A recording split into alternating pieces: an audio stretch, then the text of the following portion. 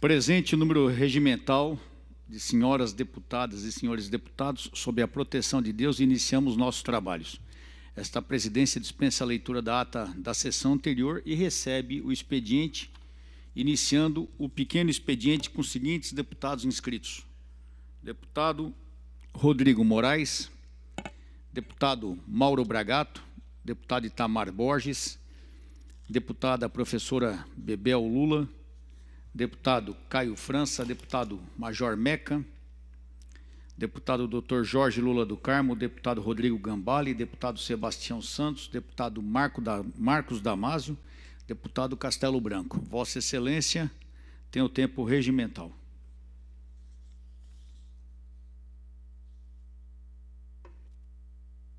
A esperança da colheita reside na semente, e com esta frase abrimos o parlamento de hoje, falando sobre o projeto de lei 529, e já manifestando desde já que somos contra o texto que aí está, e apresentando uma denúncia de que, mais uma vez, o Executivo do Governo do Estado de São Paulo apresenta as coisas de forma equivocada, errada, misturando assuntos, distorcendo informações.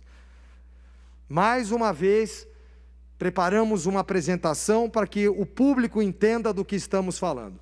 O senhor governador misturou vários assuntos, alguns díspares, que nada tem a ver num assunto só. Querem aproveitar a pandemia e o momento em que a população está distraída com outras coisas para aprovar, desculpe o chulo, no tapetão e não passa moleque, mais uma vez, interesses espúrios, escusos e inconfessáveis.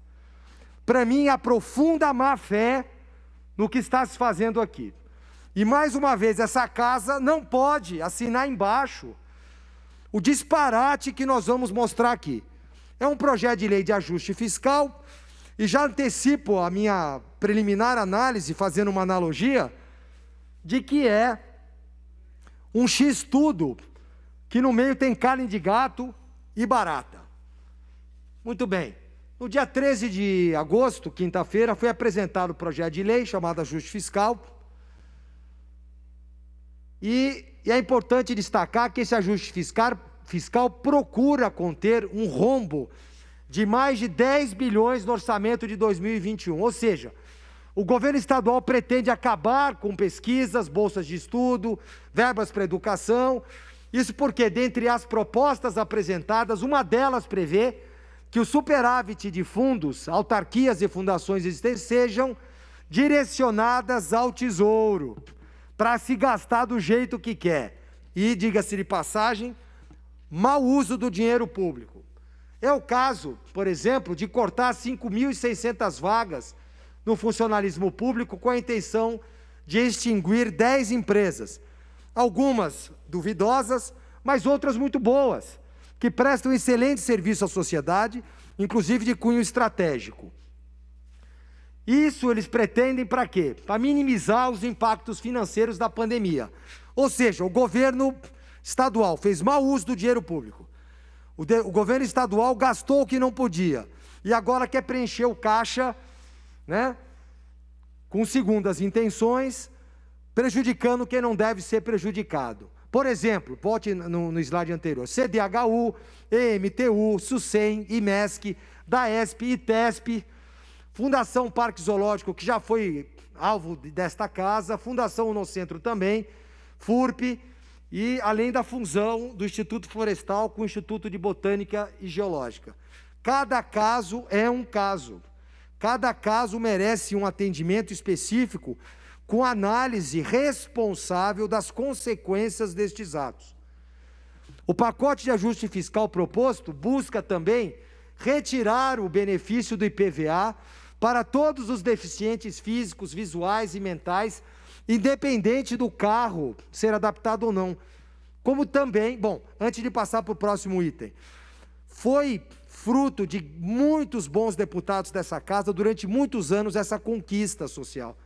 Ele quer tirar tudo agora. Sabe como chama isso, deputados? Fome arrecadatória. É o leão do imposto e que ele desdobra.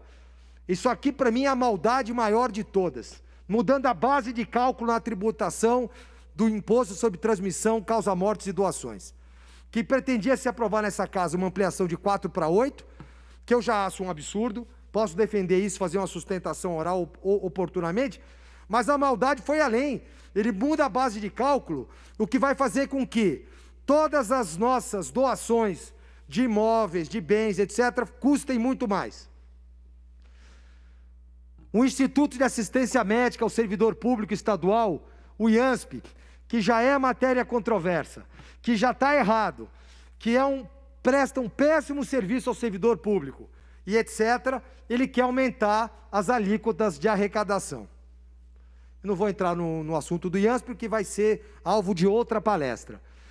Bom, esse talvez também seja o segundo pior. Ele quer fazer um corte linear de 20% em todos os benefícios fiscais concedidos com o ICMS.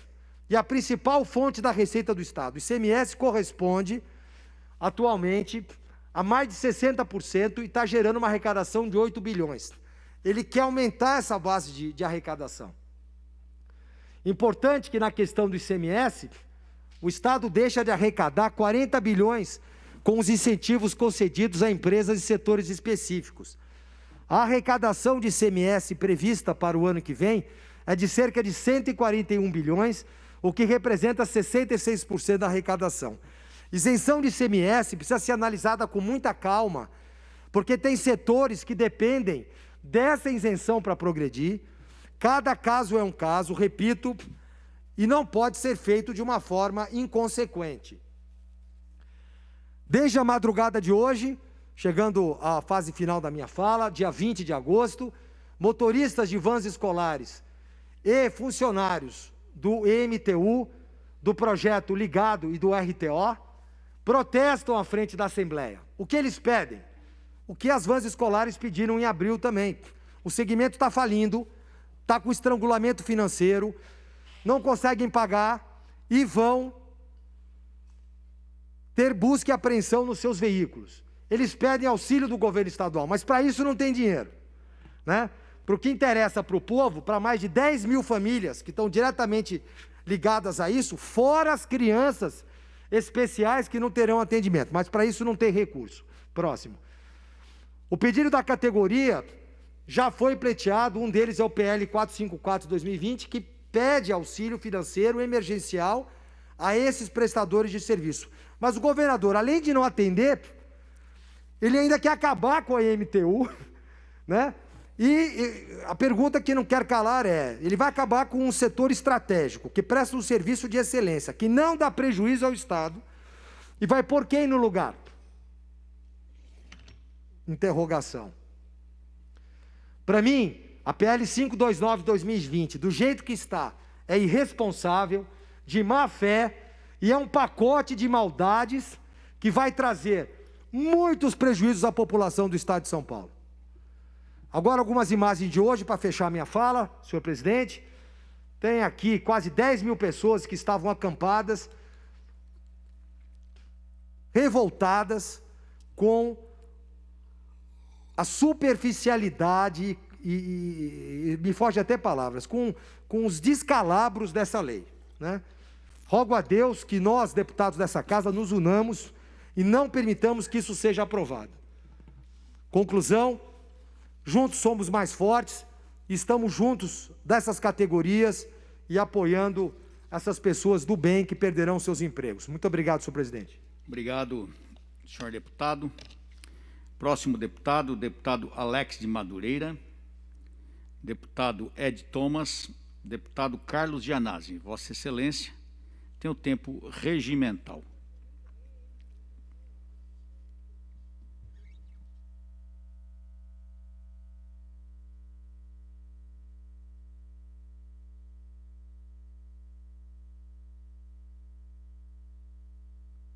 Senhor presidente, senhores deputados, senhoras deputadas, telespectador da TV Assembleia, quero parabenizar o deputado Castelo Branco pela intervenção crítica que fez e corajosa contra o PL 529. Nós queremos nos associar à sua fala, deputado Castelo Branco, que é o que nós pensamos em relação ao 529. Eu quero voltar a esse assunto ainda no dia de hoje, mas eu quero dizer que hoje nós estamos mobilizados em todo o Brasil para pressionar os deputados na Câmara dos Deputados, em Brasília, para que haja a derrubada do veto 17, né, o veto famigerado e perverso veto imposto pelo presidente Bolsonaro contra os servidores públicos, na Lei Complementar 173, no parágrafo 6º do artigo 8º dessa lei,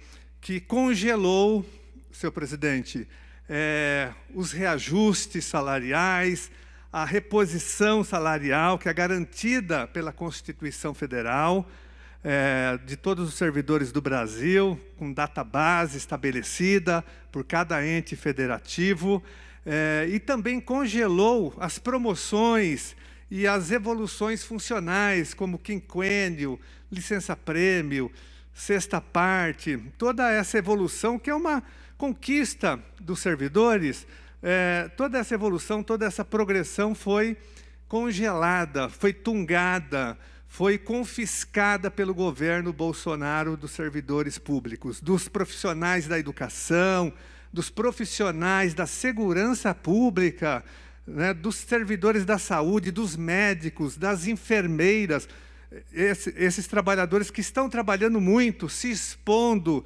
saindo às ruas, atendendo a população. O prêmio que o Bolsonaro deu para esses trabalhadores foi o quê?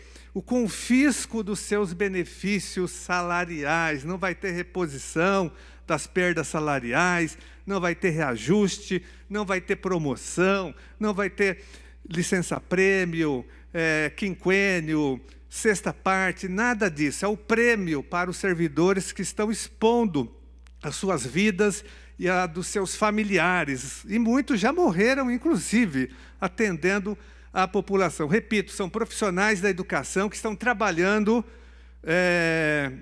e trabalhando mais ainda do que estavam trabalhando no trabalho presencial, servidores da saúde, médicos, enfermeiras, policiais civis e militares, bombeiros, enfim, várias categorias profissionais, assistentes sociais estão sendo prejudicados, psicólogos, todas as pessoas que estão atendendo a população e trabalhando, essas pessoas estão sendo prejudicadas. Por isso que ontem nós conseguimos uma vitória importante, que o veto foi derrubado pelo Senado, foi derrubado corretamente. E hoje está em pauta na Câmara dos Deputados a derrubada desse veto, é o veto 17. Então é muito importante que o telespectador que está nos acompanhando pressione o deputado federal, seu deputado, seu partido, para que ele vote pela derrubada do veto 17, que tungou, que confiscou, né, que roubou os direitos dos servidores públicos do Brasil, direitos conquistados na legislação, e houve um congelamento. Esses servidores terão um prejuízo imenso nas suas carreiras profissionais, terão um confisco de 19 meses, né? Isso praticamente desaparece das suas respectivas vidas funcionais. Então, nós estamos lutando hoje em todo o Brasil, a nossa bancada do PSOL está mobilizada, já preparada para fazer a votação, a derrubada desse veto. E é importante que todas as bancadas façam o mesmo. Quem realmente defende servidor público, é a hora de manifestar. Eu vejo muitos deputados vindo aqui na tribuna e no Congresso também, eu defendo o servidor público, mas nessa hora que você sabe quem está de fato defendendo os servidores. Então, nós queremos a imediata derrubada do veto 17, que confiscou os salários, que confiscou o quinquênio, que confiscou a licença-prêmio, que confiscou enfim, vários benefícios, senhor presidente, relacionados também à evolução funcional e à progressão na carreira, que são evoluções estabelecidas em cada carreira, em cada estatuto do funcionalismo público, seja ele municipal, seja ele estadual, seja ele federal. Então, faço um apelo aqui para que todos os deputados, inclusive os deputados da Assembleia Legislativa, pressionem os seus aliados dos seus partidos em Brasília para que eles façam o mesmo, para que eles derrubem o famigerado e perverso e cruel veto 17, para que nós possamos restabelecer o direito do quinquênio, da sexta parte, da licença-prêmio, da reposição das perdas inflacionárias e do reajuste salarial. Então, derruba o veto 17 hoje na Câmara dos Deputados. Muito obrigado, senhor presidente. Muito obrigado, senhor deputado. Próximo deputado é o deputado Douglas Garcia. Vossa Excelência tem o tempo regimental.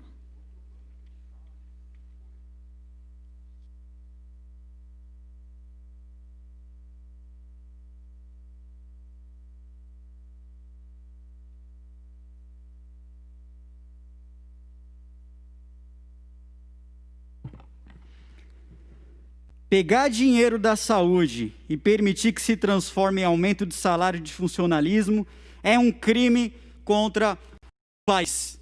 Essas palavras foram ditas por Paulo Guedes, o melhor ministro da economia que esse país já teve.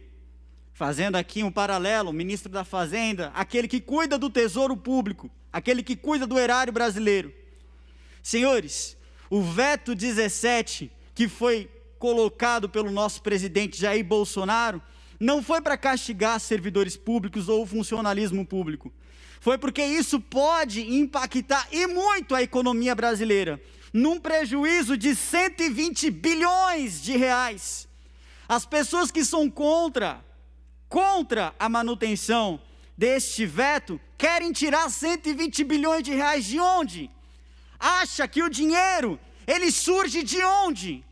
O Senado da República, que deveria ser uma casa que pensa na República, que defende a República, nós temos ali pelo menos 42 senadores que não pensam na República, mas pensam nos seus próprios interesses. Pensa e olha apenas para o seu próprio umbigo. Desses 42 votos não, eu tenho aqui a infelicidade, o nojo, inclusive, de dizer, com perdão da palavra, senhor presidente, o nome do senador Major Olímpio. E aqui eu quero dizer, em nome da população do estado de São Paulo, que está revoltadíssima, revoltadíssima. E eu ainda peço, porque a câmera da TV Alesp que está ali, ó, daquele lado, pode focar em mim, por favor, desse lado de cá, do lado direito, daqui a pouquinho eu já vou falar a respeito disso. Vou esperar aquela câmera chegar aqui, porque eu quero falar diretamente, olhando para o senador Major Olímpio, que eu tenho a mais absoluta certeza que ele vai assistir isso daqui futuramente. Que Major Olímpio, é o seguinte, nobre senador, o senhor que gosta de ligar para as pessoas ameaçando, o senhor como fez como cidadão ameaçando, que não é o papel de um parlamentar, eu gostaria que o senhor gravasse na sua memória uma coisa: se o senhor hoje é senador da República, foi porque o senhor foi eleito às custas de Jair Bolsonaro. O senhor só chegou ao poder às custas do presidente da República, Jair Bolsonaro. Caso contrário, o senhor teria a eleição fracassada como teve quando candidato a prefeito da cidade de São Paulo. O senhor, como senador sem o presidente Jair Bolsonaro, seria um verdadeiro fracassado. O senhor teve 9 milhões de votos, mais de 9 milhões de votos. E cada uma dessas pessoas que votaram no senhor vale muito mais em caráter do que o senhor, porque o senhor não passa de um traidor, Judas Iscariotes, e a população do estado de São Paulo não aceita traidores. O senhor não é bem-vindo no estado de São Paulo, o senhor não passa de um traidor. De todos esses 42 votos não, o pior que nós temos aqui foi do senhor, porque deveria representar sim a vontade da população paulista, que elegeu o presidente da República, contando no Senado da República que ele teria uma pessoa para ajudá-lo, para apoiá-lo. E o senhor tem agido feito um traidor, feito um covarde. É isso que o senhor era, um covarde. Lembro-me da posse do senhor Luiz Inácio Lula da Silva, como ministro da Casa Civil, que o senhor gritou vergonha. Ora, mesmo este episódio não é mais vergonhoso do que este que o senhor está tratando agora, porque o brasileiro não suporta traidores. O senhor é uma vergonha, vergonha. O tapa que o senhor deu na cara da população paulista não foi pior que o tabefe que o senhor levou quando da posse do Lula, por uma pessoa que trabalhava no Palácio do Planalto. Aquele tabefe não chegou nem perto do tapa na cara que o senhor deu para a população do estado de São Paulo. E agora está dizendo para o povo que não vai vir a ser reeleito, não vai vir a candidatura, porque não tem interesse em continuar na política. A verdade, Major Olímpio, é que assim como o senhor foi uma vergonha para a Polícia Militar do Estado de São Paulo, o senhor tem sido uma vergonha para a população brasileira e para a população paulista. E sabe muito bem que sem o apoio do presidente Bolsonaro, o senhor não ganha nem para síndico de condomínio. Não ganha nem para síndico de condomínio. Então é uma tristeza, é lamentável que nós tenhamos que ter um representante nesse nível no Congresso Nacional. Nós, paulistas, estamos envergonhados da situação que o senhor levou. E senhores, eu peço ao Congresso Nacional, à Câmara dos Deputados, que venham permanecer a manutenção do veto 17. Ela é importante. Ela é importante.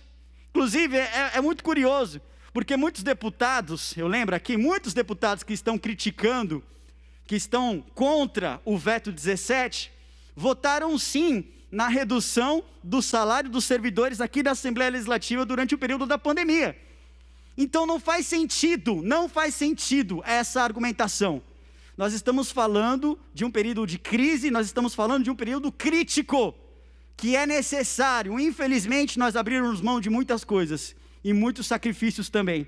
E é por isso que eu peço aos nobres deputados que conversem com a base aliada na Câmara dos Deputados, porque é necessário que este veto 17 se mantenha e não venha a ser derrubado. Caso contrário, nós teremos 120 bilhões,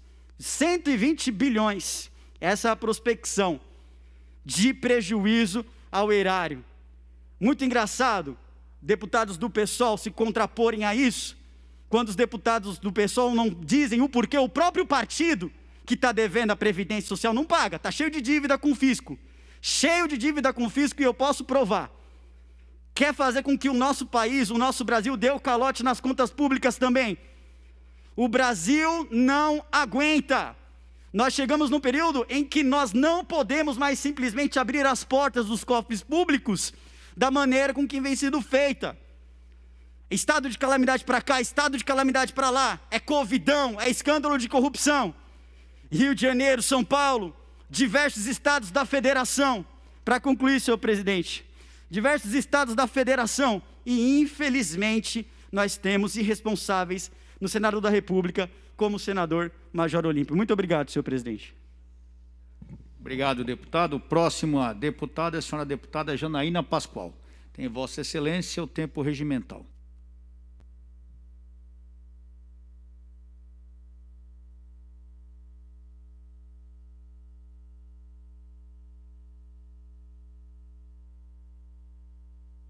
Obrigada, senhor presidente. Eu tinha vários temas aqui a tratar, não sei se poderei, mas eu acho que eu preciso fazer um comentário. Vou tentar ser o mais respeitosa possível e peço que ninguém se ofenda. O deputado Jamnasi falou do veto, o deputado tem uma visão contrária ao veto, que eu respeito. O deputado Douglas também falou do veto, o deputado Douglas tem uma visão favorável ao veto. Visão essa que coincide com a minha, né? Eu entendo realmente que esse veto deveria ser mantido, entendo que os senadores haveriam de ter votado a favor do veto, peço aos deputados federais que votem a favor do veto. Só que eu preciso, deputado Douglas, fazer um comentário, né, com relação à fala de Vossa Excelência. E eu entendo respeitosamente, não que Vossa Excelência, mas que a fala é uma fala muito irresponsável e injusta. Ela é irresponsável porque nós estamos vivendo um momento, né, de possível aproximação. Então, assim, o presidente decidiu sair do PSL. E hoje, né, existe a possibilidade do presidente retornar ao PSL. Pelo que eu conheço do presidente, pelo que eu estou acompanhando, é um desejo dele retornar. E existem quadros no PSL, né, e eu não vou entrar no mérito, porque nós não sabemos das relações entre as pessoas, entendeu? Das histórias, das amizades e inimizades, do que se construiu. Existem quadros que guardam muitas mágoas. Eu tenho uma maneira de trabalhar, eu procuro ser muito objetiva, eu sou técnica, eu não levo nada para o lado pessoal. Mas nem todo mundo é assim. Então, existe uma história do presidente com o Major Olímpio, uma história do presidente com a deputada Joyce, uma história do presidente com o deputado Bozella. Existem mágoas. E eu estou tentando, fazer com que as pessoas coloquem essas mágoas de lado, para, quem sabe, haver essa aproximação. Então, eu acho que é muito irresponsável e injusto dizer que uma pessoa como o Major Olímpio, que tem uma história prévia, somente foi eleito senador por causa do presidente Bolsonaro. A figura do presidente é forte, tem o seu carisma, com certeza tem. Houve impacto na eleição do senador? Sim, mas o senador tem uma história. Quantos deputados nesta casa me encontram e falam, olha, Major Olímpio foi meu colega aqui, funcionários da casa. Goste-se ou não dele, ele tem uma história prévia. Então, não é justo dizer que ele deve a eleição dele a Jair Bolsonaro. Todos os colegas do PT aqui têm um relacionamento com Lula, de amizade, de devoção, Pode ter um papel da figura do Lula na eleição dos colegas? Sim, mas não dá para dizer que os colegas não têm uma história. Então, é um discurso injusto, é um discurso que me parece muito irresponsável, sobretudo no momento que nós estamos atravessando. Eu estou me esforçando muito para que as pessoas coloquem as suas emoções de lado, para que olhem o que há de próximo, para tentar romper barreiras. E aí vem alguém que é visto como um representante do presidente, porque hoje aqui na casa, o deputado Douglas e o deputado Gil são vistos como representantes do presidente. E, de uma maneira absolutamente desproporcional, ataca um senador da República por força de um posicionamento que ele tomou num voto. Pode chegar aqui e dizer, olha, é injusto, está errado, mas esse ataque pessoal, eu entendo como inaceitável, e eu não poderia ficar calada diante dele. Entendeu? Eu acho que a gente tem que fazer justiça à história das pessoas. Jair Bolsonaro participou da eleição de Major Olímpio, sim, mas Major Olímpio também levou muito voto para Jair Bolsonaro. Mas muito voto. Então, ou existe esse reconhecimento do papel de cada qual, ou não é nem questão de aproximação, sequer um convívio republicano será possível. Porque é justamente essa postura, vamos dizer assim, de olhar o outro de cima para baixo, que gerou essa cisão. Entendeu? Então, é só essa observação. Acredito que o meu tempo já tenha... Eu peço nova inscrição. Dando continuidade aos oradores inscritos para o pequeno expediente de hoje, deputado Frederico Dávila, deputado Coronel Telhada. Pela ordem, senhor presidente. Sim, senhor. Me permite uma comunicação, senhor presidente? Claro. Enquanto o nobre deputado se encaminha... Muito obrigado, senhor presidente. regimental. Muito obrigado. Quero, primeiramente, agradecer à deputada Janaína Pascoal por ter se posicionado com relação a isso. Eu, muito embora seja meu primeiro mandato, eu seja o mais novo aqui da Assembleia Legislativa, eu tenho certeza que eu tenho muito a amadurecer politicamente. E a convivência entre os nobres deputados aqui é um dos fatores que me ajuda nesse amadurecimento. Mas eu tenho a mais absoluta certeza, deputada Janaína, que a senhora, como doutora, como professora da Universidade de São Paulo, tem muito a poder contribuir com as suas falas. Com relação ao senador Major Olímpio, o próprio senador Major Olímpio ele tinha dito em uma entrevista dizendo que é mais fácil aceitar o Lula do que o presidente Jair Bolsonaro de volta no PSL. Então, toda essa disposição que o Major Olímpio teve, eu, inclusive, já cheguei a mandar mensagens para o senador Major Olímpio, falando, olha, senador, apesar do senhor ter se separado do presidente da República, assim, assado, eu estou pensando não de uma forma de governo, mas de Estado, porque eu entendo que Vossa Excelência é um dos representantes do Estado de São Paulo no Senado da República. Então, eu estou aqui justamente como deputado estadual e naquilo que eu puder fazer para ajudar a população paulista, eu farei, dependendo do seu trabalho no Senado da República, porque não tem como nós ficarmos sem o trabalho do Senado aqui no estado de São Paulo. Nós precisamos ser representados. Cheguei a ter esse nível de conversa com o senador Major Olímpio. Um dia depois, o senador Major Olímpio estava incentivando os suplentes do PSL a tomar o meu mandato e a do deputado Gil Diniz. Então, eu creio que esse nível de proximidade por parte do Major, ele já não existe desde o início. Por isso que eu me posicionei desta forma. Não é apenas pelo fato dele ter voltado não, mas por uma série de fatores, inclusive esse, dizendo que aceitaria o Lula, mas não aceitaria o Bolsonaro, que eu acredito que ele traiu, sim, a população do estado de São Paulo e não teria culhão e não teria nenhum tipo de força para conseguir ser eleito senador sem a ajuda do presidente da República. Apenas para pontuar. Muito obrigado pelo posicionamento da senhora e muito obrigado, senhor presidente. Coronel Telhada, Vossa Excelência tem o tempo regimental. Senhoras deputadas, senhores deputados, essa é a beleza da democracia, né? Podermos divergir das ideias, respeitando as demais ideias, e sermos respeitados também, não é verdade? Quero saudar a todos os presentes aqui, saudar hoje o dia 20 de agosto, quero saudar aqui o cabo Alexandre e o cabo Luiz, em nome da nossa assessoria policial militar, saudando a Silvia também, que sempre conosco na manutenção da casa, cuidando da manutenção, ela e todo o seu grupo. Quero saudar o dia 20 de agosto com os municípios aniversariantes.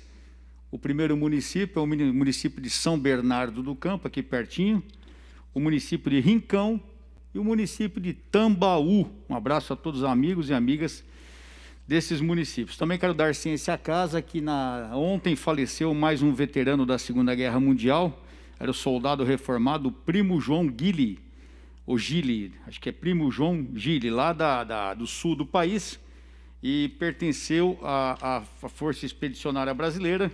É um herói, um verdadeiro herói brasileiro que se sacrificou, que lutou pela... Por favor, volta na foto do veterano, isso. Que se sacrificou, que lutou pelo Brasil na Segunda Guerra Mundial.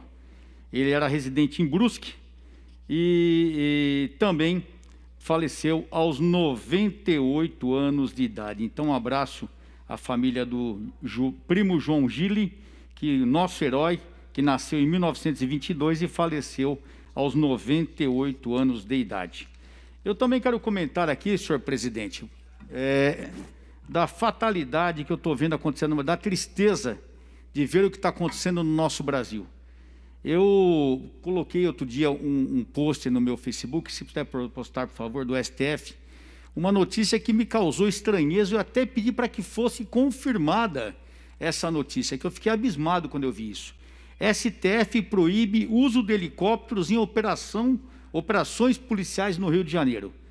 O corte atende pedido do PSB e impede de forma permanente o uso de helicópteros em ações contra o tráfico de droga nos morros cariocas. Eu sou obrigado a atender, então, que o STF acaba de liberar o tráfico nos morros cariocas, porque ele já havia proibido operações policiais, agora ele proíbe o uso de helicópteros.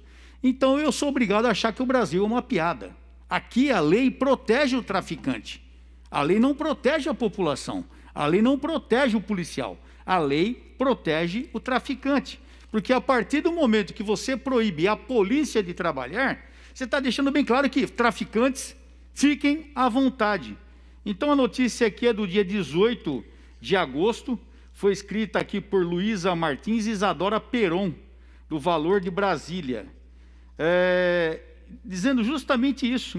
O placar foi de 7-3 em julgamento plenário virtual do STF, proibindo o uso de helicópteros em operações no Rio de Janeiro. Então, gente, eu entendo que a gente vai esperar o quê do nosso país? Como eu posso vir aqui e exigir que a polícia trabalhe se ela está proibida de trabalhar? Como eu vou exigir que a polícia trabalhe se o governador aqui em São Paulo proíbe a polícia de combater os famigerados pancadões? Eu tenho uma lei de minha autoria, aqui a lei 16.049, que é a lei do pancadão, que combate o pancadão. Mas o governador não quer que a polícia entre nas comunidades. Ele quer que o pessoal fique à vontade, possa traficar, fazer sexo com menores de idade, estuprar meninas, porque sexo com meninas é estupro, fazer tráfico de armas, enfim, uma bandalheira geral, a polícia tem que cercar e ficar olhando. Como é que eu vou falar para a polícia trabalhar? ganhando a porcaria do salário que trabalha, a falta de apoio, um governo mentiroso, que na campanha prometeu que trabalharia pela polícia, que pagaria mais pela polícia. Ele só não está pagando mais, como ainda não está dando apoio e trabalhando contra a polícia. Essa é a grande realidade. Um governo mentiroso. Como é que nós vamos exigir de colocar o bandido na cadeia, se a lei no Brasil coloca o bandido na rua, com audiências de custódias e com ações como essa proibindo a polícia de trabalhar? Então eu só posso ficar uma nota aqui de desagravo à nossa justiça brasileira. Que justiça é essa? Que país é esse? Perguntava nos anos 80 algumas bandas de rock. E eu sou obrigado a perguntar, que país é esse? Aonde nós chegamos no Brasil? É muito triste, é muito triste. Bom, eu também não posso deixar de fazer mais uma nota aqui de desagravo ao projeto 529 do Executivo, um projeto criminoso, um projeto que é uma afronta ao cidadão, que tira o direito de pessoas deficientes físicas, de autistas. A gente tem tanta gente brigando pelos autistas aqui, e o que nós conseguimos em lei, nós e outros deputados no passado, o governador está querendo extinguir, está tirando o direito dos autistas a não pagarem IPVA, agora vão ter que pagar, deficientes físicos. Então é uma série de providências que a gente fica assustado de que lado o governador está. E a desculpa é que é para combater a possibilidade de uma grande situação terrível financeira o ano que vem, que foi causada por ele. Porque lá atrás, eu sempre fui contra esse isolamento total e sempre declarei isso, até um mês, 2 meses já foi, mas nós estamos há mais de quase 6 meses. Arrebentou o comércio, e nós já falávamos que haveria uma crise financeira, e haverá, está havendo e haverá ainda mais. E agora, desculpa, é arrebentar o funcionalismo e arrebentar o povo de São Paulo para recuperar o dinheiro perdido. E as grandes empresas que devem bilhões em impostos para o governo, ninguém cobra essas empresas, continuam tendo isenções. E o povo é que vai pagar o pato agora, através do ITCMD, que não pagava, vai pagar, e uma série de outras malicências que estão acontecendo com esse PL 529. E me posiciono aqui claramente, tem uma senhora do PT e um senhor do PSOL aqui, contra o PR 15, já falei com o líder do PT sobre isso, o perigo que o PL 15 representa de nós voltarmos às ações, às sessões virtuais. Se isso acontecer, o PL 529 vai passar de porteira aberta aqui. E não adianta vir falar que não sabia, que eu estou falando isso todo dia. E se todo mundo aqui fala que luta pelo trabalhador, pelo funcionário público, tem a obrigação de não deixar voltar a situação de sessão virtual. É muito perigoso isso. Prestem atenção nisso. Eu estou cansado de falar. E quero falar também sobre os trabalhadores que estavam aí fora hoje, os trabalhadores que protestavam contra a extinção da IMTU e também contra a falta de pagamento da Secretaria, só para fechar, senhor presidente, desculpa aí, da Secretaria do Estado de Educação, que também não estão recebendo. Então nós temos vários profissionais em situação desesperadora, os artistas, cultura, pessoal que trabalha com eventos, o comércio, todo mundo desesperado, o pessoal entrando em contato, acho que com todos os deputados, pelo Facebook, pelo Instagram, pedindo apoio, pedindo socorro, criminalidade aumentando, uma desgraça total, e a única coisa que o governo pensa é em arrebentar o funcionário público e aumentar impostos para o cidadão.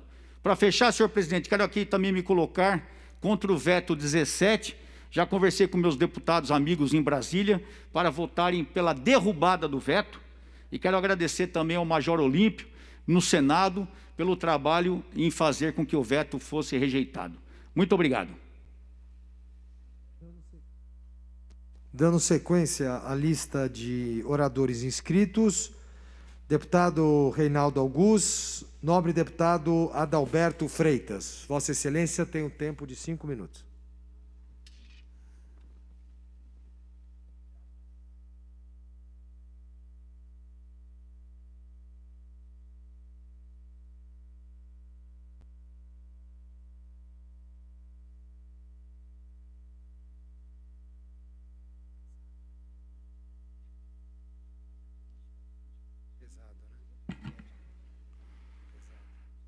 Boa tarde a todos, boa tarde à mesa, boa tarde aos parlamentares que aqui se encontram. Agradeço também o pessoal da assessoria que está aqui, o pessoal da PM, saúdo a todos. Eu vou ser muito breve. Quero apenas aqui deixar registrado, felicitar, hoje é o dia do maçom, e felicito a todos os irmãos, cunhadas e sobrinhos, e que o Gadu abençoe a todos, e todos recebam o meu tríplice e fraternal abraço. Muito obrigado. Obrigado, presidente. Muito bem, muito obrigado pelo Dia do Maçom, nobre deputado Adalberto Freitas. Na continuidade, chamamos deputada Letícia Aguiar, deputada Carla Morando, deputado Luiz Fernando Lula da Silva, deputada Adriana Borgo, deputado Jorge Wilson, xerife do consumidor, deputada Marta Costa, deputado Edmir Chedid, deputado Carlos César, deputado Gil Diniz, deputada Valéria Bolsonaro, deputado agente federal Danilo Balas. Na lista suplementar, eu gostaria de fazer uso da palavra. Não, você já fez. Você vai depois. Muito bem. Jorge Wilson também já foi. Nobre deputado Itamar Borges, deputado Carlos César, deputado Douglas Garcia, deputada professora Bebel.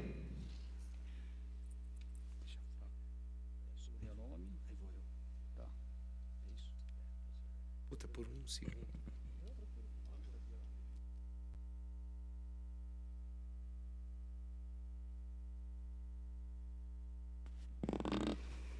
Boa tarde, senhor presidente.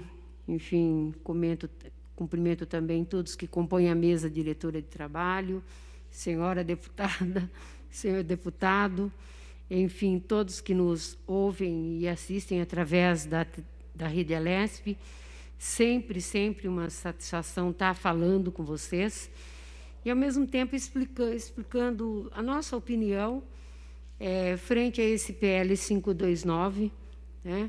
Um PL que ele ataca frontalmente os direitos públicos e sociais dos cidadãos e das cidadãs paulistas. Por quê?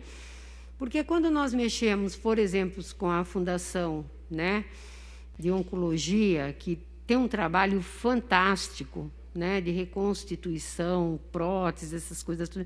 É brilhante o trabalho dessa fundação. E propõe a extinção, poxa vida, é algo assim que dói no fundo da alma, né? Quantas pessoas precisam daquilo lá? E veja bem, o Estado entra com 400 mil e o SUS 490 mil. 490 mil. Então, deputado Gil, isso é cócega na mão do governo, com tanta coisa, né, que é mais que isso. Então, eu acho que são questões assim que, na verdade, tem coisas muito mais, eu diria assim, tem ações que teriam um impacto muito maior que isto. Por exemplo, a isenção. Vá à Franca e veja quantas fábricas e calçados têm isenção. Só Franca, né? E os bilhões que esses anos todos essas empresas tiveram de isenção. E aqui não se trata de ter briga entre empresa. Isso que eu defendo. Eu defendo a vida das empresas, porque senão não tem emprego, claro. Mas o que não pode é isentar de alguma coisa que sustenta o Estado. Isso não pode. Essa é uma razão do Estado existir, é exatamente tanto o imposto que nós pagamos quando compramos um litro de álcool, um alimento para comer, né, até o imposto que a empresa também tem que pagar. Isso é da Constituição, isso tem que ser revisto imediatamente. Ou então vai ter que vender tudo para o Estado poder equilibrar fiscalmente. Ué, não foi feita uma reforma da Previdência para ter equilíbrio fiscal? E ela não foi uma pequena reforma, ela foi maior, e digo isso sem medo de afirmar, que a nacional. Ela foi. Tá certo? Frontalmente maior. Eu disse isso várias vezes. Eu falei, Gil, eu não menti. Eu falei o tempo todo aqui nessa tribuna. Então, a gente tem que admitir algumas coisas, né, que não estão de agrado, e eu nunca tive problemas em expor minha opinião, deputado Telhada. E é um direito do senhor, né? Mas também nem tudo é estático. Fique calmo que as coisas vão andar, tá?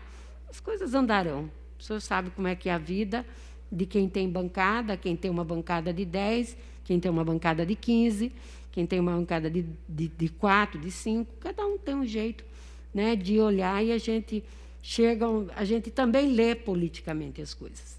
Nós temos esse cuidado. O que eu chamo a atenção é que nós, apesar do público pujante que estava aqui nas galerias e por fora tudo, a reforma da Previdência ganhou por 1 voto no primeiro turno, 2 votos no segundo turno. Esse foi o resultado da aprovação da reforma da Previdência. Então, não foi o fato de ser presencial ou virtual. Se o governo tiver decidido a fazer, ele vai jogar pesado, né? E eu não vou... Tanto que, após o processo, eu disse, eu não vou incriminar as razões por que as pessoas votaram favoráveis. Eu acho errado o governo usar da metodologia que usa para forçar votações que tem pessoas que vieram me confessar. Se eu fizer isso, tenho perdas tais e tais. Aí eu tenho que admitir. São perdas para a pessoa. Então, não posso, né, colocar no paredão se a gente não muda a correlação de forças. Essa é uma questão que é tarefa do processo eleitoral. Termino, por último, senhor presidente, só um minutinho, para pedir para que os pais que estejam nos assistindo nessa tela, eu peço encarecidamente, não mande seus filhos para a escola. Não serão 3 meses de aula que vai recuperar, tá? A gente tem que admitir o seguinte, 20 não vai ser reposto em 3 meses, senão é enganação. É melhor trabalhar um calendário com 20 e 21 e ter este compromisso do que fazer enrolação e a coisa ser burocrática e o menino, o estudante ou a estudante, não ter o conhecimento que lhe é devido, tá? Muito obrigada. Muito obrigado, deputada. Próximo deputado é o deputado Castelo Branco. Vossa Excelência tem o tempo regimental. Uso a tribuna hoje para exaltar os irmãos de maçonaria, a grande ordem maçônica mundial e a brasileira em particular, pelos relevantes serviços prestados à pátria, pelos relevantes serviços prestados à história do Brasil. 20 de agosto, data significativa que remete a Demolei, que remete ao rito escocês antigo e aceito, uma ordem de 1777, que, se formos buscar na história, vem da maçonaria egípcia 4.000 anos antes de Cristo. Portanto, estamos falando de uma organização milenar e que realmente contribuiu muito na história brasileira, em todos os sentidos. Aos veneráveis irmãos, os nossos mais louváveis agradecimentos pela contribuição da maçonaria à vitória do Brasil como pátria do Avatar, berço de uma nova civilização, nação do Evangelho e celeiro do mundo. Viva! Obrigado, deputado. O próximo deputado, o deputado Carlos Gianazzi. Falou, irmão. Até mais. Pela ordem, senhor deputado. Pois não, senhor presidente, deputada. desculpe, eu queria fazer uma comunicação. É o seguinte, regimental. Colocar o meu posicionamento favorável aí à derrubada do veto, conforme... E também dizer que o Major Olímpio, em que pese não ser do meu partido, ele sempre teve um compromisso muito grande com os servidores públicos do Estado de São Paulo, tá? Então, isso sempre... Nós sempre trabalhamos juntos, independente do partido que ele estava. Quando esteve nesta casa, e agora tem demonstrado que ele é coerente com a bandeira dele, tá? É isso. Obrigado, senhora deputada. Deputado Carlos Gianazzi.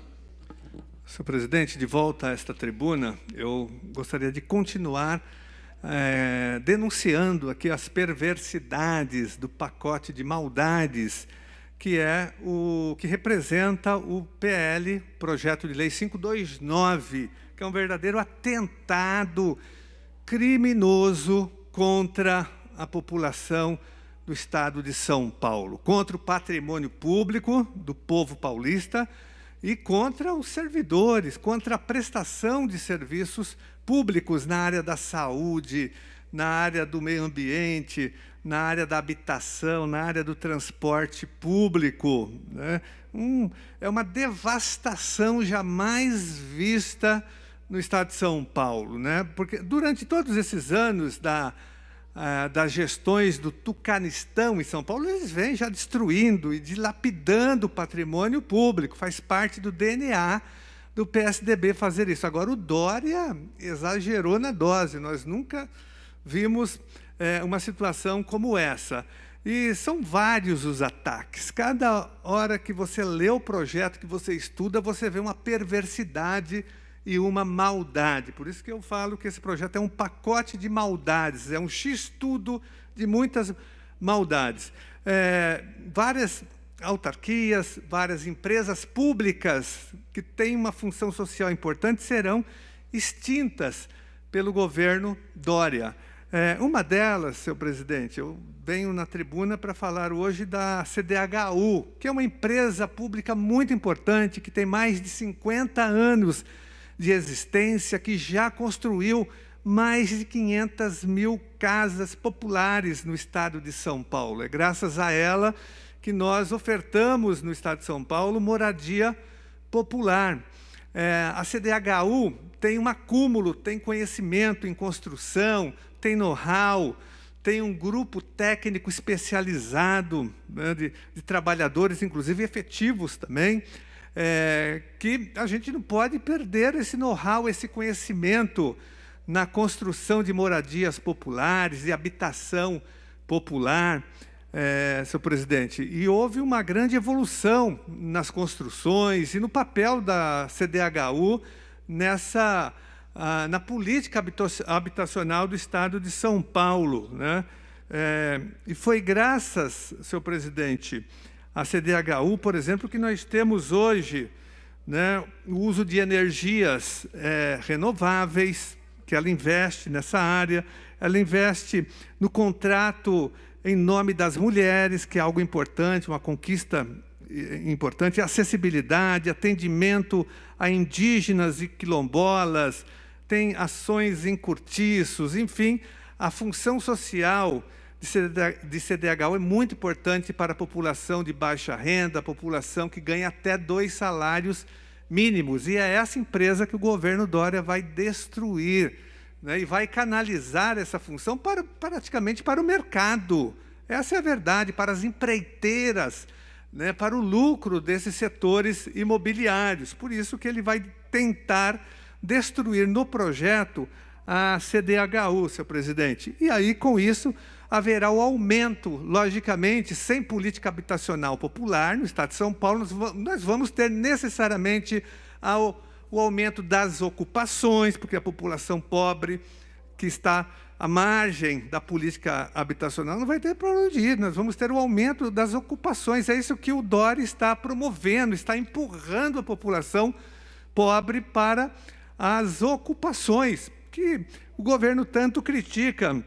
Haverá também, senhor presidente, com certeza, o comprometimento das áreas de mananciais, porque essas ocupações muitas vezes ocorrem nesses lugares, haverá loteamentos clandestinos, haverá aumento dos loteamentos clandestinos, haverá aumento das moradias em áreas de risco, o aumento abusivo de aluguéis. Esses são os efeitos perversos da destruição, da extinção de CDHU, senhor presidente. Então, eu faço um apelo aqui a cada deputado, a cada deputada, para que façam gestões no sentido de que o projeto nem entre na pauta de votação, que ele seja devolvido. Esse famigerado pacote de maldades tem que ser devolvido para o governador Dória, porque ele vai fazer um estrago muito grande em todas as áreas, mas, sobretudo, em CDHU, senhor presidente. E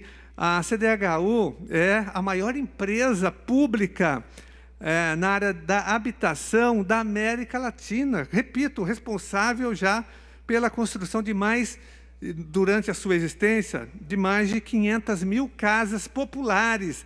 no estado de São Paulo. E ela vai ser extinta pelo 529 nesse projeto do Dória. Então, eu faço um apelo aqui aos deputados para que rejeitem veementemente esse PL, além de gerar um desemprego em massa também dos trabalhadores, né, de CDHU, senhor presidente. CDHU tem um patrimônio material e humano que a gente não pode perder nessa área da habitação popular. Na verdade, para concluir, senhor presidente, o João Dória está a serviço da especulação imobiliária, das grandes empreiteiras, por isso que ele vai destruir a possibilidade da população mais pobre e mais carente ter acesso às casas populares e habitação popular. Muito obrigado, senhor presidente. Muito obrigado, senhor deputado. O próximo deputado, o deputado Coronel Telhada, não faria uso da palavra, deputada Janaína Pascoal.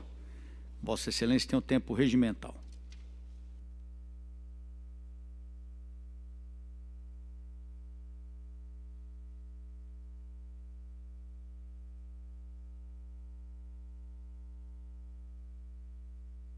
Obrigado, senhor presidente. Eu vou até inverter a ordem da minha fala aqui para fazer um comentário que vai no sentido defendido por Vossa Excelência aqui, quando Vossa Excelência disse que era difícil cobrar a polícia quando não se deixa a polícia trabalhar. Coincidentemente, eu venho recebendo muitos e-mails das pessoas que moram ali na região de Júlio Prestes, da Luz, Santa Efigênia, Campos Elíseos, trabalhadores, né, alguns até que conseguiram unidades em conjuntos habitacionais, moram naquela região e têm muito medo. Né, tem que sair cedo para trabalhar, voltam tarde, tem filhos que saem para estudar, muitos assaltos, muitas abordagens, muitos furtos com um pouco de violência, aquele furto, que é aquela coisa que não é furto, não é roubo, mas...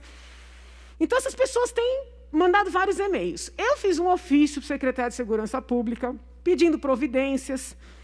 Também mandei para o secretário que cuida dos conjuntos habitacionais. Falei, olha, as pessoas estão reclamando demais. Tem alguns que querem abrir mão da sua unidade de medo de viver ali. Eu recebi hoje a resposta ao ofício da Secretaria de Segurança Pública. Nesta resposta, o senhor secretário diz que há não sei quantas bases ali na região, mas que existe uma decisão judicial impedindo os policiais de fazerem qualquer tipo de abordagem naquela localidade. Tá? Então, foi, na verdade, uma ação civil pública proposta pelo Ministério Público em face da Fazenda, fixando multa, caso a polícia aborde, né, quaisquer daquelas pessoas que ficam ali usando entorpecentes à plena luz do dia, muito em razão de algumas operações um pouco mais momentosas que houve na região. E o que aconteceu? A polícia se sente engessada. E aí nós vivemos o seguinte impasse. Aquela pessoa que trabalha, que paga impostos com dificuldade, que está se esforçando para criar seus filhos, que mora na região, é obrigada a passar medo, né, a conviver com uma situação insuportável. Né? Segundo os relatos, o lixo acumulado é algo assim inimaginável, e a gente já passou lá, eu sei que as pessoas não estão mentindo. Então, assim, é uma decisão judicial, tentei levantar agora no sistema do TJ, consta que houve uma impugnação, mas está sob sigilo, então não consigo saber se eventualmente reverteram isso aqui. Mas não é possível. Quando uma autoridade judicial se debruça sobre uma questão social, ela não pode olhar só um lado. Né? Por óbvio, ninguém quer abuso, ninguém quer algum tipo de constrangimento desnecessário, mas você dizer para a polícia que num ambiente onde se vende droga, onde se consome droga, e nós sabemos que o efeito do uso de droga, sobretudo excessivo, né, pode ser sim ter um ato de violência, ou pelo reflexo do uso, ou para obter dinheiro para poder comprar mais. Né, dizer que a polícia não pode fazer nada, sob pena do Estado ter que pagar multa, né, é algo, entendeu? Que é o mesmo que dizer, como Vossa Excelência bem ponderou com relação ao Rio de Janeiro, que aqueles cidadãos que ali moram estão, né, exclusivamente nas mãos de Deus. Por óbvio, eu acredito cegamente em Deus, né? Também sinto que estou nas mãos de Deus, mas não é possível Então, o Estado não pode fazer, o Estado executivo não pode fazer, porque o Estado juiz diz para não fazer. Então, assim, essa reflexão precisa ser feita. Eu sou professora na USP, eu sei como é que estão formando, né, os advogados, juízes e promotores. É uma mentalidade, com todo respeito, muito direcionada. É uma mentalidade que não consegue entender que a maior vítima da violência é a pessoa pobre que sai para trabalhar quando ainda está à noite e que vai ser roubada, né, furtada, estuprada no caminho do trabalho. Então, é muito importante, né, zelar para que a polícia não cometa nenhum tipo de abuso, nenhum tipo de arbitrariedade, sem impedir que esta mesma polícia proteja aquela população que mais precisa de proteção, que é a população mais simples, né? Que sai a pé para ir para o transporte público, que não tem condições de ter seu veículo, maiormente um veículo blindado, segurança que nem se fala. Então, assim, uma reflexão precisa ser feita, né? Por coincidência, o senhor tratou do tema com relação ao Rio de Janeiro e eu trago aqui o tema com relação a São Paulo. Posso fazer uma comunicação, só para encerrar? Eu estive hoje cedo no IMESC, tá? Que é um... Perdão. Deputado, só um minutinho. Nesse momento, eu encerro o pequeno expediente e concedo a Vossa Excelência a comunicação. Muito obrigada, senhor presidente. Eu estive hoje cedo no IMESC, que é uma das instituições que o PL 529 visa extinguir. Por que eu fui ao IMESC? Porque na minha profissão, né, ao longo da minha vida, como profissional da área do direito, eu pude constatar que o IMESC é responsável pela realização de vários laudos que servem para instruir, né, uma série de procedimentos judiciais, dentre eles as investigações de paternidade. E eu estou, desde o momento que o projeto chegou na casa, tentando entender quem é que vai fazer esses laudos, no caso da extinção. Então, eu fiz o contato com o superintendente, que aceitou me receber, eu fui hoje lá cedo, conheci os laboratórios, conversei com os profissionais. Ninguém sabe dizer para onde é que tudo aquilo vai. Então, assim, diferentemente de alguns colegas aqui da casa, que têm uma visão de manter o Estado grande, né? É uma visão ideológica que eu respeito, não é a minha. Eu tenho uma visão pró-enxugamento, mas tem que ser um enxugamento responsável. Eu não posso extinguir uma instituição que faz N laudos, 60 mil laudos ano, preponderantemente para a população carente, sem saber quem é que vai prestar esse serviço. Né? Extinto o IMESC, aquela mulher que tem que conseguiu o reconhecimento da paternidade do seu filho, onde é que ela vai fazer esses exames? Vai ter que pagar a DNA? O Estado vai ter que contratar empresas privadas para fazerem esse exame de DNA? Quanto isso vai custar? Então, é necessário que o Poder Executivo diga quem vai fazer esse serviço, né, a que preço, se é que vai contratar o setor privado, se é o público, qual órgão, qual o endereço, quais as instalações. Eu quero visitar. Eu estou aqui dizendo que eu quero visitar, porque eu não posso votar de maneira irresponsável. Muito obrigada, senhor presidente.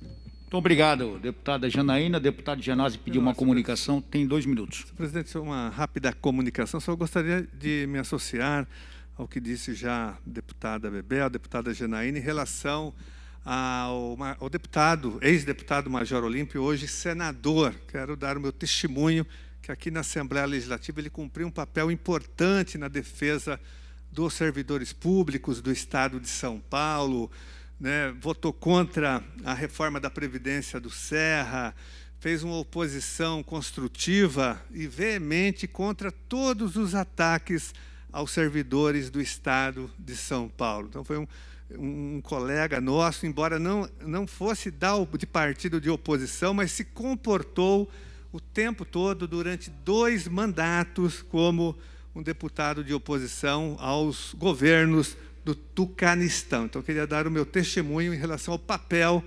do deputado Major Olímpio aqui na Assembleia Legislativa de São Paulo. Muito obrigado, senhor presidente. Senhor presidente, havendo acordo entre as lideranças, eu solicito o levantamento desta sessão. É regimental. Eu também, antes de encerrar, queria deixar bem claro aqui nosso apoio ao senador Major Olímpio, policial militar, mais de 40 anos, meu amigo, e muito lutou e muito luta pela Polícia Militar e pelos funcionários públicos do Estado de São Paulo. Muitas vezes podemos até não concordar com uma atitude ou com outra, porque nenhum de nós é perfeito, mas o Major Olímpio, além de meu amigo, é um batalhador pela segurança pública em São Paulo e defende a polícia veementemente. Então, eu já agradeci, agradeço novamente o trabalho do Major Olímpio no Senado Federal e no sentido de derrubar o veto 17. Muito obrigado, Major Olímpio. Senhoras deputadas e senhores deputados, havendo acordo de lideranças, esta presidência, antes de dar por levantados os trabalhos, convoca vossas excelências para a sessão ordinária de amanhã, a hora regimental, sem ordem do dia. Obrigado a todos. Está levantada a sessão.